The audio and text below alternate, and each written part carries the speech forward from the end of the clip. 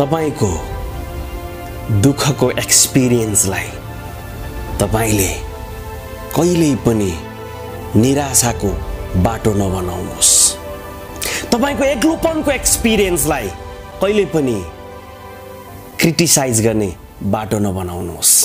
कहिल्यै गनगन नगर्नुहोस्, हाय म किन गरिब भएँ, हाय मेरो जीवनमा किन यस्तो समस्या भयो, किन मेरो जीवनमा ट्रेजेडी हुन्छ, किन बारम्बार म टुक्रिन्छु, किन म रातभरि रोएर बस्नुपर्ने, मेरो जीवनमा मात्रै किन यस्तो छ, किन म थाकेको छु, किन म सुसाइड एटेम्प्ट गर्न गइरहन्छु।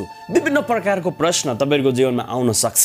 तर प्रियहरू, म तपाईलाई आज यो भिडियो मार्फत उत्साह दिन चाहन्छु, प्रोत्साहन दिन चाहन्छु। तपाई इतिहास रट्ने हैन, इतिहास रच्ने व्यक्ति बन्न चाहनुहुन्छ भने बारम्बारको दुःखलाई, बारम्बारको कष्टलाई, बारम्बारको वेदनालाई एक्सपिरियन्स बनाउनुहोस्, अनुभव बनाउनुहोस्।